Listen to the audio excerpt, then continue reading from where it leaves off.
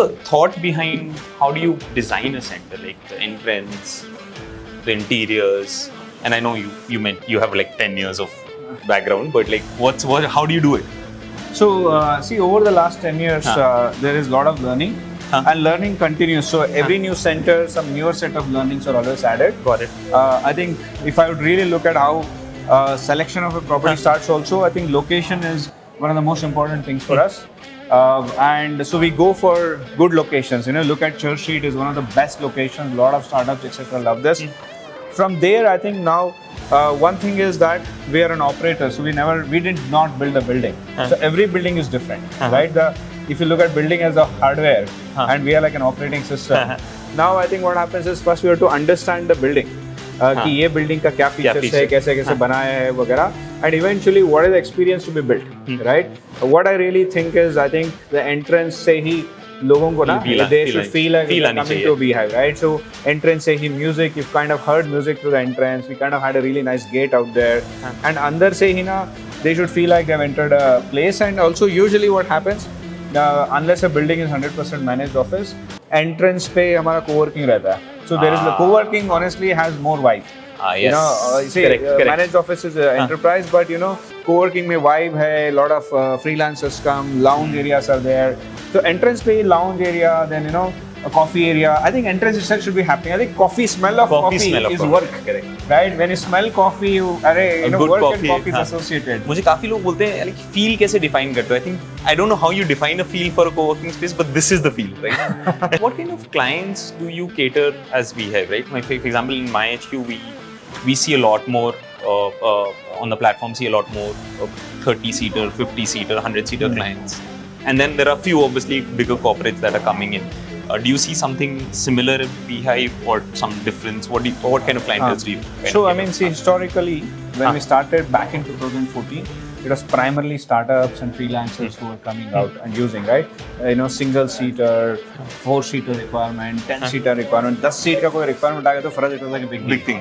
Correct. So that's how it started. But I think over a period of time, larger companies have started adopting this. So this property itself, KPMG is there.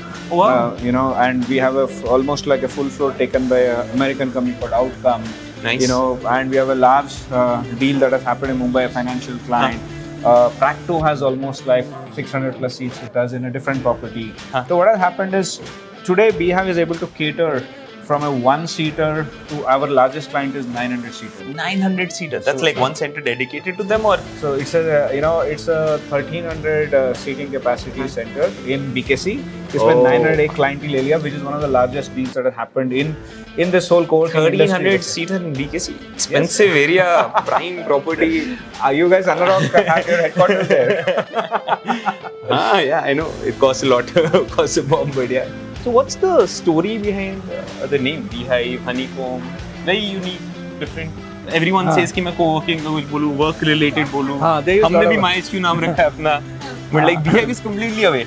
I mean, I think one is, I think if you look at the industry, a lot of people name them around work. Correct. I felt that we need a little more unique name. So I came up with some bullet points of criteria. One is that the name has to be a little bit unique. Then ideally I thought there has to be one word so that you could do like a Beehive Cafe, Beehive Lounge. There could be like, I kind of had a vision already. I may do a lot more things. And something is still associated with work. So if you think about it, bees are the most hardworking insects in a way in the animal kingdom, right? And bees are always working. There is busy bee, there are worker bees. And bees are all like congregating in Beehive, and they love Beehive, and Beehive is buzzing. So it kind of felt like it is kind of coming up with all these characteristics. That's a very unique thought, यार. मेरे को तो याद है हम तो ऐसे एक दिन ऐसे 15 मिनट सोच लिया. Now I think it was a bad decision, but I love the way you. MySpace was a great name. Love the way you kind of thought this through. But what kind of amenities do you have? Like, so you have a cricket. Like, what are the unique things? Like, you have a cricket playing field in one of the centers. Yeah, in fact, do you have a pool as well now? 2 of our centers. Pool तो बहुत जगह है. Then pool तो swimming pool तो अभी तक swimming pool नहीं है. But otherwise, I would say our HSR campus is the world's largest co-working space.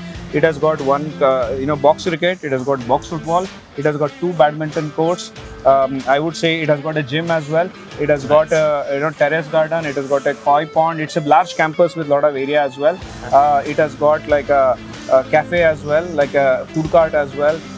Anything you could like, a lot of things you could imagine, and also garden, sab jagah na plug points. So people actually sit in a garden and all and work, watching like the fish. I think I would say larger properties gives us that room, and our Whitefield campus was done more recently than HSR campus. So we have, I think we were able to design it better in that sense. That also has got football, cricket, table tennis. With every space you keep on improving and leveling up, right? But thanks. coming back to the industry, Shesh, like what are your views on what's happening now with the IPOs? Office went public, doing fantastically well. EFC is already public. Contour is public. You're hearing some players filing their draft red herrings. What's the plan? Firstly, where do you see the market 5 years down the line? And then where do you see Beehive? Those are two questions. I think larger market. I would of course rely on certain reports like a CBRE report, JLL report. A lot of these IPCs are continuously, I'm sure, Anurag as well, right? So there are a lot of industry reports out there that talk about the commercial real estate. Correct. I think India's commercial real estate, especially the office space segment, is going to perform really well. From now to 2030, that's what all the reports say. And within the office space segment, flexible leasing is set to grow. In fact, 2014 when I started, whatever data I had at that point in time, less than half a percent of the was actually flexible. I remember. Bangalore mein last year, if you see the deals over last 1 year, close to 30% of transactions are happening in flex leasing. That means over a period of time, at least 30% of the whole market is going to be flex leasing, or I think the rate is growing. Maybe at some time 40 to 50% will become flex leasing. I 100% agree. I remember in our earlier pitch decks, we used to say that's 0.5%, and in New York it was about 9-10% at that time. And now I think we've already crossed the numbers for New York in some of the cities. So yes. Earlier we capped it at 9-10% कि इतना ही जाएगा. Now at least we're seeing 30%. I think sky is the limit. Yes, and everyone values it. ना किसी को interiors पे खर्चा नहीं करना. सबको चाहिए कोई managed office बना दे. Why do I spend my capital on getting the interiors, managing the experience? It's real estate as a service. Absolutely. Everyone is saying that now. True. Yes. But IPOs, what are you use? I think, basically, I think our industry has a bright future. If I would even go to numbers, I would say first market size, then to IPO. 2030, my own estimate is flex leasing overall in India. Total revenue of flex leasing as an industry will be anywhere from $15 to $20 billion per annum. Just a flex leasing. So imagine somebody has small percentage also. There will be a couple of players who will definitely achieve more than $1 billion annual revenue by 2030. $1 billion annual revenue by 2030. Oh wow. Okay. So I think we're close to that. Some of them are at 1500 CR already. So $1 billion will it's a be 4x. So some of them who are already about 1,000, very likely to go towards that 8,000 plus, correct. Right, crores. And then the other aspect would be about IPO. One of the most interesting thing which people have to notice is that in the Indian startup world, if you look at the VC funded companies or PE funded companies, there is no other segment where so many players are looking to do IPO. Right? You think about any other segment, right? Be it co-living, be it e-commerce, be it delivery services, right? Logistics. There are so many things out there. In nowhere you're seeing so many players, 100%. In that sense, getting to IPO one after other, right? I think I would say while there has been SME IPOs, etc., I think AWFI's office IPO. I think we all were watching how well market is going to take it. Correct. But I still remember when we were raising equity money back when we have a start in 2014. I think 2015 and 2016 I should have spent quite a lot of time with VCs. And VCs used to tell this doesn't seem like a sector that can ever do an IPO. Forget about Beehive. They were saying this sector hi IPO nahi kar payega. Correct. Public market is never going to put money here. That is what they used to say. So then, of course, back in those days, I was in my early 30s. I didn't have as much experience in the financial world. I used to listen to these VCs who had way more experience than me. I'm like, of course, I can't argue. I don't know. I'm like, धंधा तो है इधर. धंधा तो है. पैसा बना सकते हैं. ये बन सकता है. IPO हो सकता है. नहीं हो सकता है. I didn't know. And to be very honest, nobody knows the market, right? Even those who think they are experts don't really know the markets. And then over a period of time, I think especially when AWFI's IPO happened and it's been taken very well by the market, we all realized that You know, the fact that we have unit economics Correct. as an industry, Positive unit right? economics. And we actually can make significant people have got EBITDA. Huh. Few are kind of already at positive, Yeah, but BHIVE has had, by the way, the last 3 years positive PAT. Oh, nice. You know, many of our competitors, the larger players, are just like trying to still get to PAT. By Huh. the way. So we somebody like us realize that yaar, hamara numbers na market will accept. Huh. And so BHIVE itself is looking to an IPO. Oh, nice. You know, so maybe year Breaking or so- news for us. So we have been working on our, you know, there are certain metrics to be achieved. So we have been analyzing strategically on the timing part. So we are working on it. Maybe sometime second half of 25.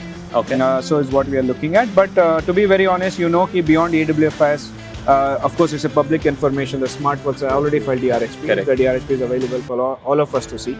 I think many other players are going to do, because I think for all of us, it's been a good news that for all of us as players, that market is accepting us. So, okay, the next question would be, which city do you think you're most bullish on in this industry from a 10-year horizon? I would say, you know, let me take it more like, you know, if you know, if we would really want to invest my money somewhere and just leave it for 10 years, right? Correct. You know, that means I'm really looking at a 10 years outlook. I would actually bet on Bangalore for a couple of reasons. Okay. Because honestly, I think one of it is because I know Bangalore better than other cities. ठीक है. I know that a lot of other cities are growing. I'll kind of take this decision because my knowledge is more on Bangalore at this stage. You know, you do multi-city, so I think you have a better knowledge of more cities than me for sure.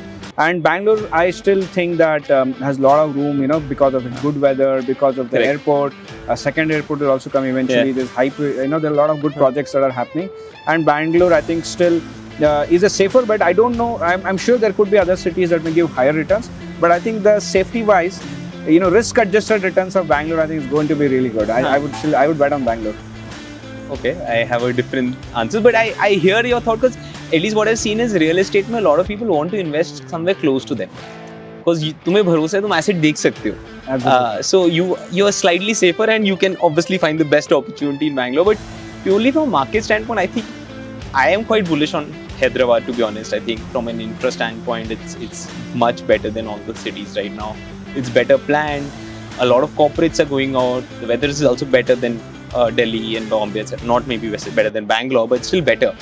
So I think purely if you look at the macro thesis of Hyderabad, where you've got better connectivity, good weather, good corporates, good corporate areas and good real estate developers as well, I think I would be bullish more on Hyderabad if I have to put in money, and I can trust that person कि वो कहीं पैसा जाएगा ना real estate में, तो I think I would go for that. Bangalore, I'm hoping that infra और solve हो जाए, metro connectivity, or I think they're solving it. So if that works out, then maybe yes. Yeah, true. You're right. I think every city has its own. Every city has its own challenges.